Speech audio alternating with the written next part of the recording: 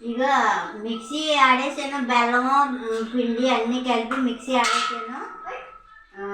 ఇది ఇప్పుడు వంటలో చుడదామని ఇగో ఈ గోరుముగుడి దిన్నె పెట్టుకుని సిమ్లో పెట్టుకుని ఇది ఇలాగ దోశలు 2 దోశలు వేసుకుని ఇలా అలాగే వేసుకోవాలన్నమాట. కొద్దిగా వేసుకుని సేపు వేయించాలి. పిండిని వేయిస్తే నెయ్యి ఎంతో పట్టదు, నెయ్యి తక్కువ పడుతుంది.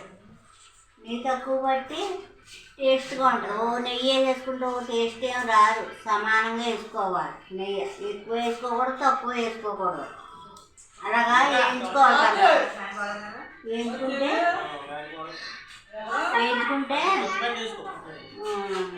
పిండి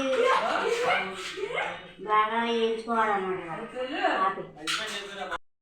పోయింది నెయ్యి, కాసిన నెయ్యి పోసి కలుపుకొని వేడివేడిది నొక్కేసుకోవాలి. వేడివేడిది నొక్కకుండా ఒక ట్రిక్ చెప్తాను మీకు, చేతులు కాలిపోతాయి. వేడివేడిది నొక్కాలంటేనే ట్రిక్ చెప్తాను.